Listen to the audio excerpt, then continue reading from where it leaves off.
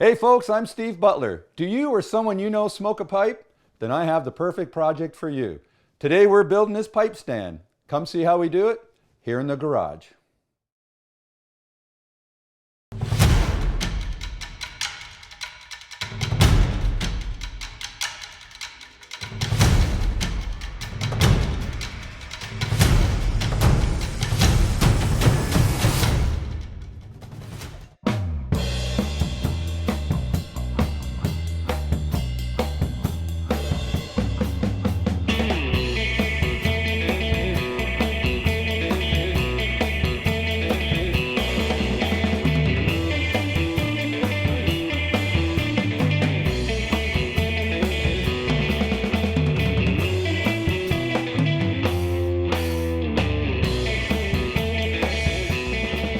All right, let's have a look at today's project. Now the beauty of this project is its simplicity. It's uncomplicated, it's made up of 3 components, and you can use any wood you choose. I chose mahogany because I like the richness of mahogany. I think it goes very well, accompanies the pipe, the smokiness, just perfectly. You can use off-the-shelf lumber if you don't have a joiner or planer. I had this wood left over from another project. So the components are our base, which is made up of 3/4 inch mahogany, our top, which is 1/2 inch mahogany, and then these 3 uprights or spindles, which we'll be turning on the lathe. Now, the cavities which hold our pipe are made up simply by using a Forstner bit. And then I also used a Forstner bit to create the rest that the pipes lean against. All right, the first thing we need to do is go cut our pieces to size. Yeah, I used mahogany because I had some mahogany. Getting back to what I said earlier, I liked the richness of it. I thought it suited this project well. But you could use any material you want. You could use pine if you wanted. I tried to use wood that you can buy at any big box store, off-the-shelf wood, so it's accessible to people. If you have a joiner and planer, that's better. You can mill it down. But if not, you can get 3/4 inch thickness wood and 1/2 inch thickness wood at your local home center. So, I tried to gear the project to that dimension, but you can make this thicker or narrower your base, and same for the top, whatever you want. All right, before we get started, you want to make sure you're wearing safety glasses and you have some hearing protection. Okay, another thing I want to mention is you want to make sure you have a good edge to go against the fence of the saw, or you're not going to get a square end. So the first thing I'm going to do is just trim a little bit off of each end to make sure it's 90 degrees.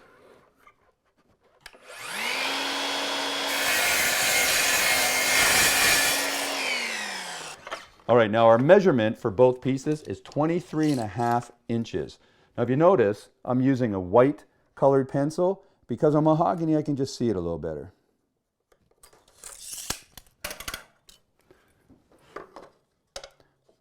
Well, make sure you use the square on that good edge, or again, it won't be 90 degrees.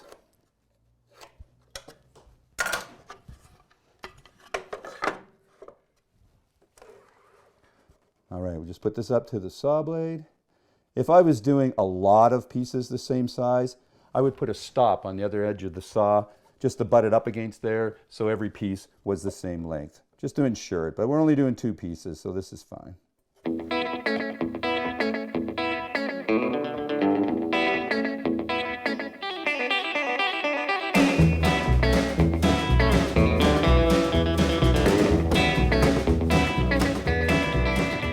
All right, that looks good. Let's get our base piece.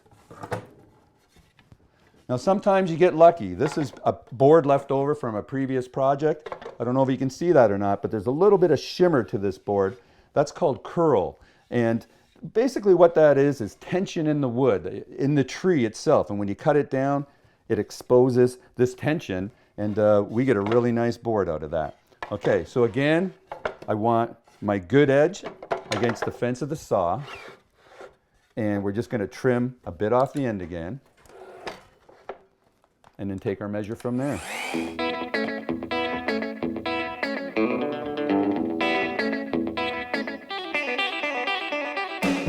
You can see the dust coming off. I'm doing a lot of talking, so I'm not wearing a mask, but make sure you're wearing a mask as well.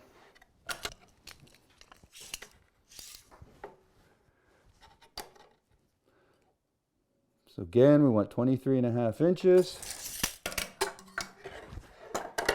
Take my square against my good edge, draw my line, and we'll just cut off the excess.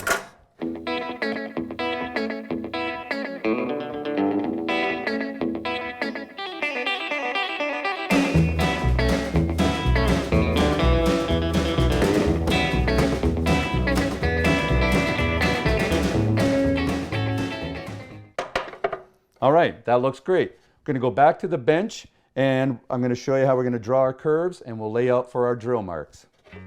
How this project came about? Well, a friend of mine approached me to build a project together. I asked him what he would like and he said he wanted to build a pipe stand. He's a pipe smoker, he has a collection of pipes and he wanted something to sit on his desk that would hold some of his favorite pipes.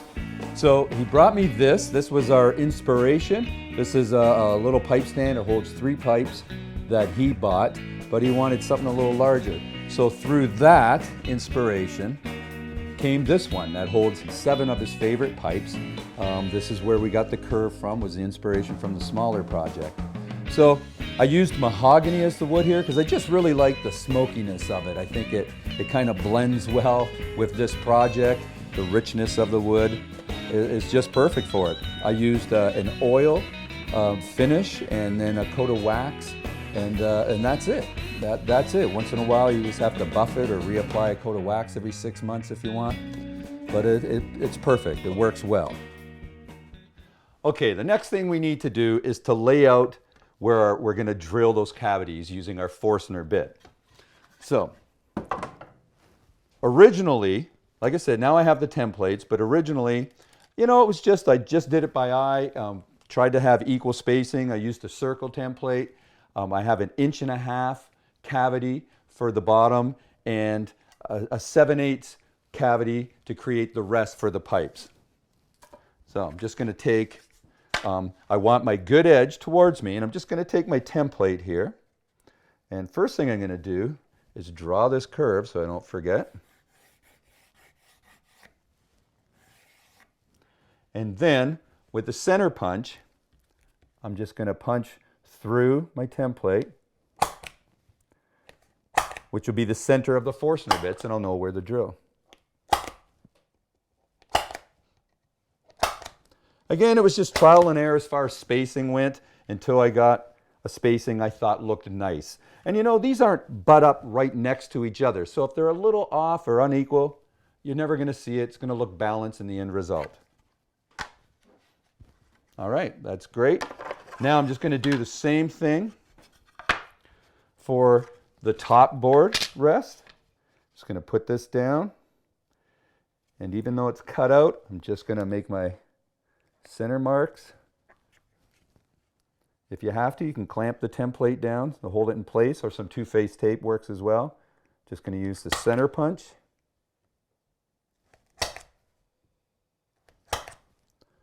Punch out the center of our 7/8 holes for the top. And you want to make sure you drill these before you cut the curve.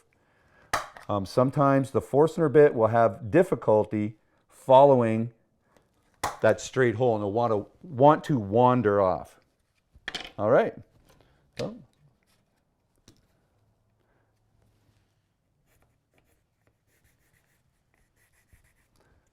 just going to mark out our curve. Then we're going to go to the drill press, drill our holes. Then we'll go to the bandsaw and cut the curve. All right. I've set an 1.5" diameter Forstner bit in the drill press, and I've set the depth for 3/8 of an inch. We don't want to cut all the way through our baseboard, only halfway.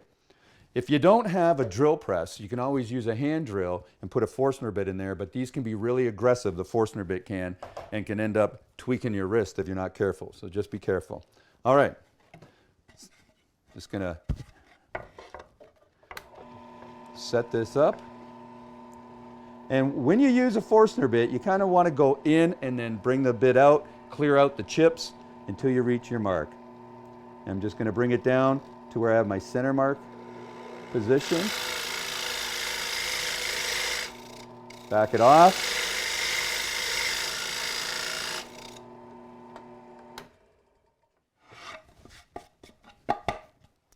So there we go. That's perfect. I'm just going to go ahead and do the remainder of them.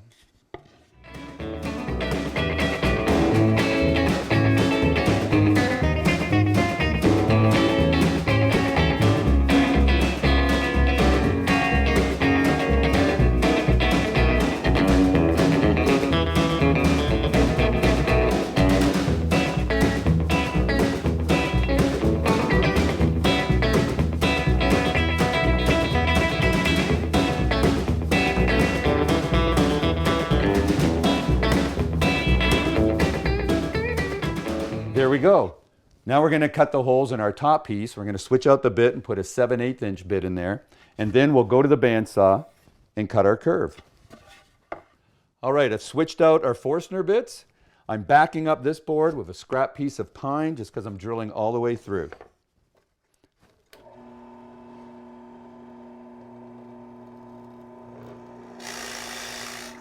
Again, you want to back out a little, clear those chips.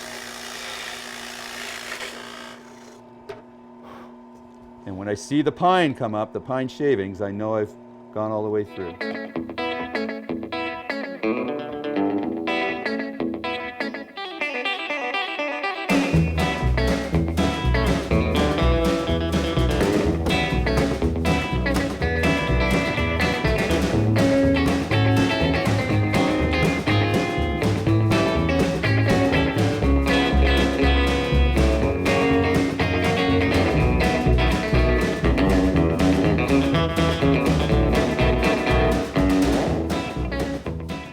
If you feel better doing it, you can clamp this board down to the drill press table. It's just easier if you don't, or else you're going to have to keep on clamping it and setting it back up again. But if you're having trouble holding this board in place, by all means do so.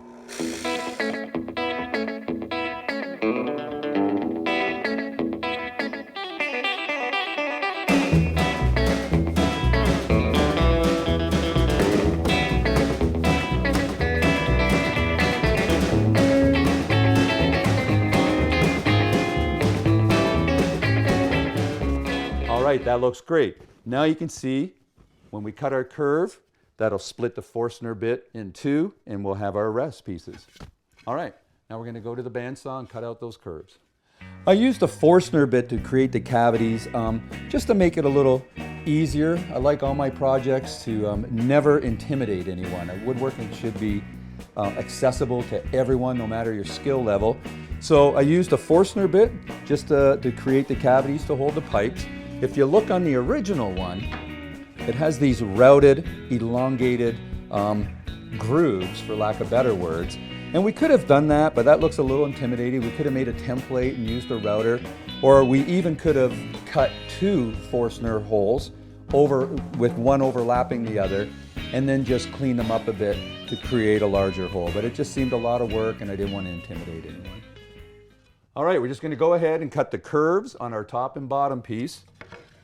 You want to bring the bandsaw up to full speed before you start. And you also want to make sure you have a piece of sacrificial wood with you, so at the end you can just help push it through.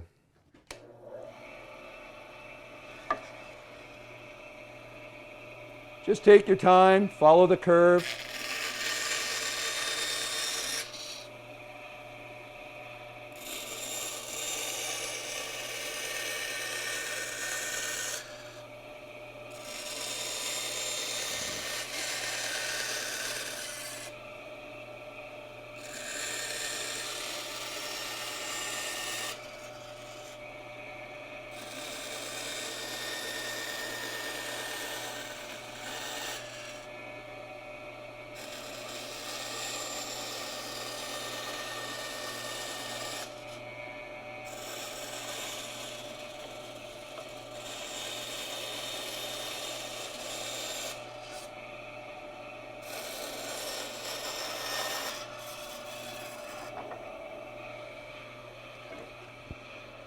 All right, that looks great. We're just going to go ahead and do it to our base piece.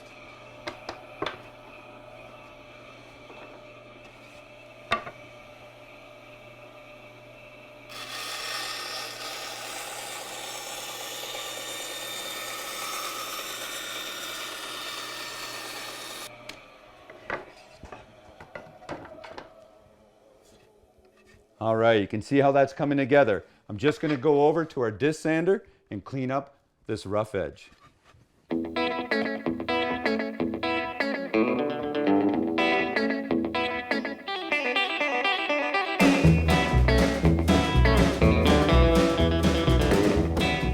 Yeah, when I was working on the disc sander, it has a tendency to get gummed up. If you were sanding a lot of pine, the pitch sticks, you'd have to change out the sandpaper or you have to clean it. When you do clean a sanding disc, you use a rubber block. This is called crepe rubber, and you put it up against the sandpaper and it cleans off the pitch or the gum of it. What I do, nobody likes to spend money. A lot of soles of shoes are made out of the same rubber. I'll go to a thrift store and I will buy a pair of shoes that have this rubber on the sole for like $1 really cheap. I cut off the rest of the shoe and then I use this. You can see where I've used it on the disc sander to clean it up. All right, the next thing we have to do is turn our 3 uprights, which will join our base and our top together. So I have my mahogany stock on my lathe, and let me show you what I did. We're using what's called a spur drive. That's put in our live center. So I went to the bandsaw and I created this V-block jig. And what that does, it allows me to go to the bandsaw and you can see where the saw curves meet the corners there. And I just went in about 1/8 of an inch. And what that does, it allows the teeth of the spur drive to connect and lock it in place. Another thing I did is I took a block plane and I softened these corners. A lot of times when you start out with your roughing gouge, the corners get caught and you can take a big chip of the wood out. And you don't want to do that. You spend enough time preparing this. So I softened the corners with my block plane.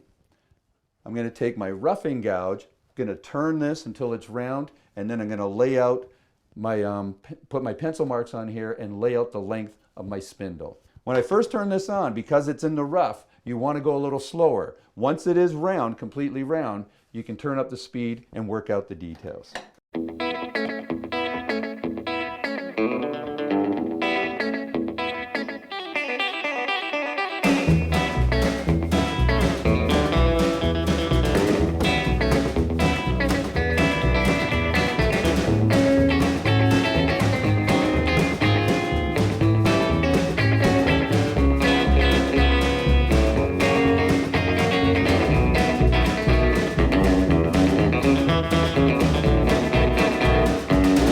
All right, now we're set to put our pencil marks on there and we'll start working out the details on our spindle.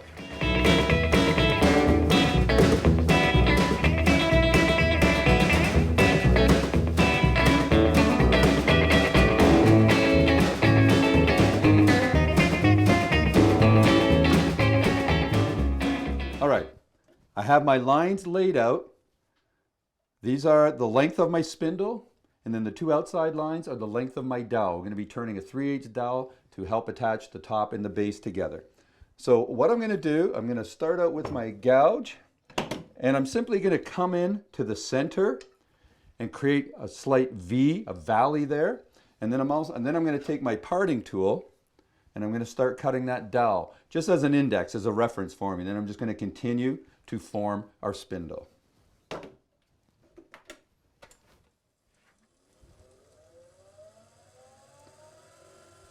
I'm going to turn up the speed a little more now that it's round.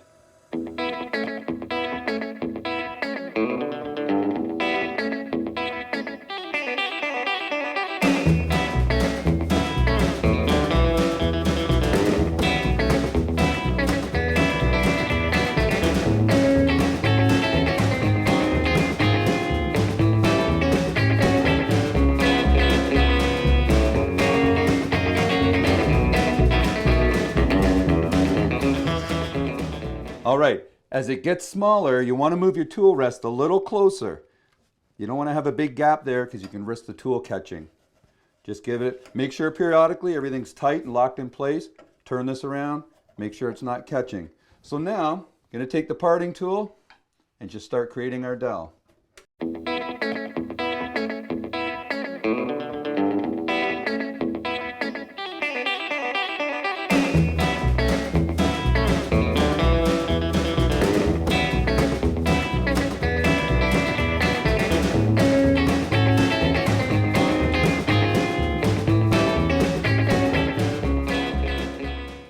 There we go, you can see how that's taken shape. So now I have my center, that V or valley started. I have my dowel pin started. I'm just going to work in between here and start creating the rest of our spindle. That looks great. I'm just going to take a little bit of sandpaper to this, sand it. I have the nice shape of the spindle I wanted. I'm going to cut the dowels off, and then I just have to do 2 more, and we're all set for assembly. When I was on the lathe, you know, I was using a couple of calipers. This one's set at 3/4 of an inch, and this one's set at 3/8. And what I would do is I would check periodically the thickness of my turning. And when I got to 3/4 of an inch, I knew I had my final thickness for the ends of the spindle. The center piece, I wanted about 1/2 inch, 3/8 of an inch, and I would use this to judge it, as well as the diameter of our dowel piece that goes into the top and the base is 3/8 of an inch, and I would use this to check it. Now, if you don't have calipers, you could simply use some wrenches. This is wrenches 3/4 of an inch, this is 3/8 of an inch, and the same thing, I would just check with the wrench. Once I got to that thick width, I knew I was at my thickness. All right, we have our holes drilled for our dowel pins. We're just going to go ahead and assemble this. Just going to put a little glue. You don't need a ton. You know, you definitely want to make sure you have enough to have it cure properly, but too much, you just have more cleanup to do. Put a little on the pin, a little bit on the shoulder. I'm going to put this one in first, and then we'll come back and put glue on the other end. You want to tap this gently.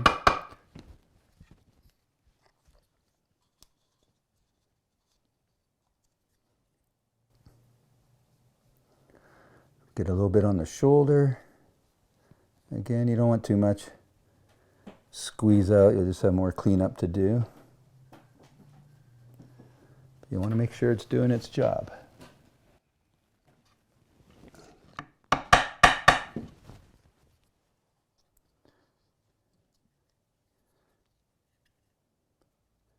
Now I'm just tapping that lightly with the mallet. If you really have to hit that with a heavy blow, then come back. Either there's some chips still in the hole, or the dowel pin is just slightly too large, and you can come back and adjust it.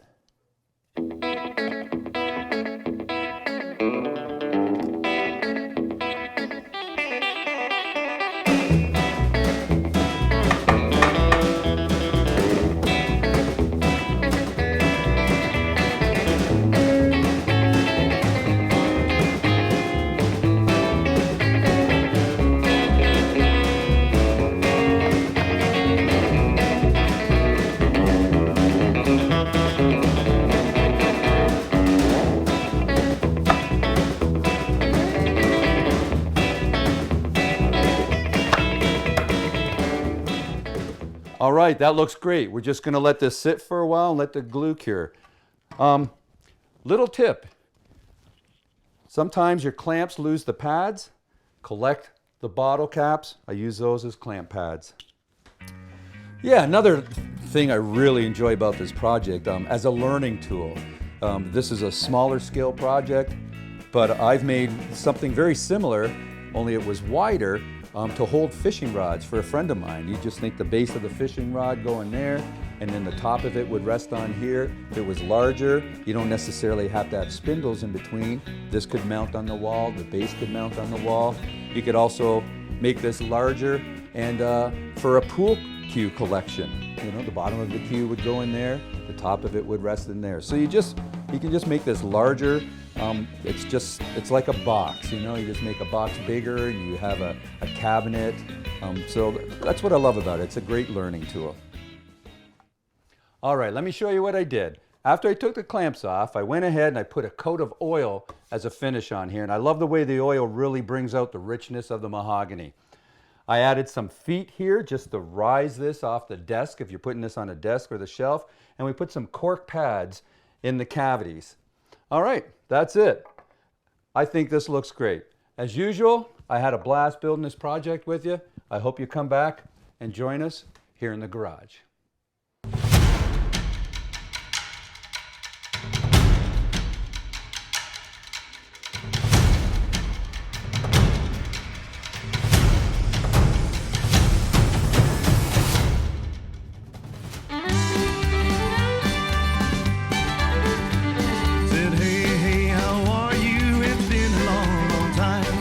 Just found your number, thought I'd drop you a line. You know I've been out on this road such a long, long time. Just wanted to let you know I'm doing just fine. But hey, I'm doing fine out here on the road.